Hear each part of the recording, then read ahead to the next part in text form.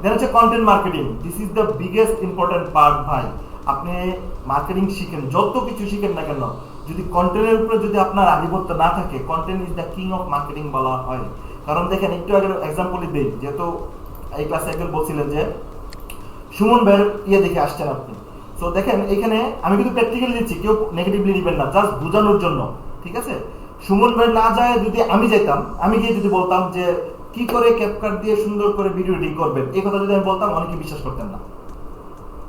করতেন? তাহলে কন্টেন্টটা কাকে দিয়ে বলালে বিশ্বাস হওয়ার যোগ্য হবে, কোন সেলিব্রিটিকে দিয়ে, কোন ইনফ্লুয়েন্সারকে দিয়ে, তো সেটার উপর কিন্তু ডিপেন্ড করে। দেন হচ্ছে আমি কি বলাচ্ছি, সেটাও কিন্তু মোস্ট ইম্পর্টেন্ট। সেম আপনার একটা প্রোডাক্ট থাকতে পারে, আপনি হোমমেড ফুড বানান, কথার কথা, আপনি ফুড বানান, আচার বানান, তাহলে আচারে কি করতে হবে, সেই আচারটাই যদি আপনি কিভাবে ফুটায় তোলা যায়, কারণ এটা কি আচার, আচার কিন্তু আমাদের চোখের ক্ষুধা, এটা কিন্তু পেটের ক্ষুধা না। আপনি আচার না খেলে কি মরে যাবেন?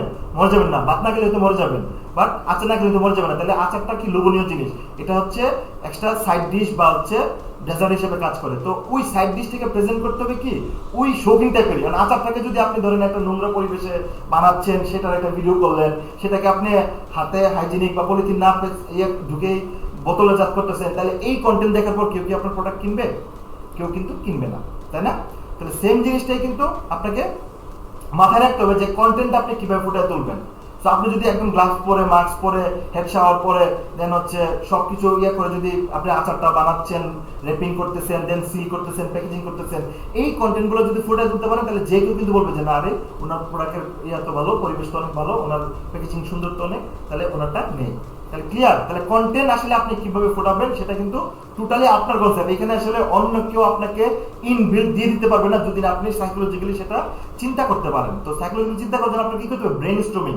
এখন আপনি রাস্তাঘাটে হাঁটতে হাঁটতে ব্রেন স্টর্মিং করতে পারেন, আবার নিরিবিলি 1 ঘন্টা বসে ব্রেন স্টর্মিং করতে পারেন, আবার কি হলো কোনো একটা জিনিস দেখে আপনার আইডিয়া মনে করতে পারে।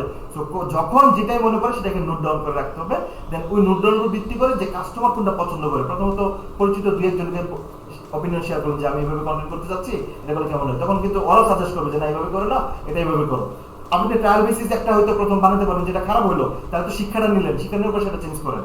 সো এটা হচ্ছে টোটাল হচ্ছে কন্টেন্ট, যে আপনি আসলে আপনার প্রোডাক্টটাকে কিভাবে ফুটায় তুলবেন, যেটা দেখে মানুষ আগ্রহ হবে আপনার প্রোডাক্ট বা সার্ভিসটা নিতে, সহজ ভাষায়, আর কোনো কিছুই না, তাই না? সেটা কন্টেন্ট আবার অনেকগুলো পার্ট আছে। টেক্সট কি কন্টেন্ট কি হবে, গ্রাফিক্স কন্টেন্ট কি হবে, ভিডিও কন্টেন্ট কি হবে, অ্যানিমেশন কন্টেন্ট কি হবে। তাহলে কন্টেন্ট অনেকগুলো ক্যাটাগরি আছে, আমরা ওইদিকে না যাচ্ছি। এটাও কিন্তু স্পেসিফিকলি একটা স্কিল। আপনি সেম কন্টেন্ট মার্কেটিং লিখেও ফাইবারে গিয়ে সার্চ করবেন যে কন্টেন্ট মার্কেটার হিসেবে কেমন দাম বা কি কি কাজ দেয়।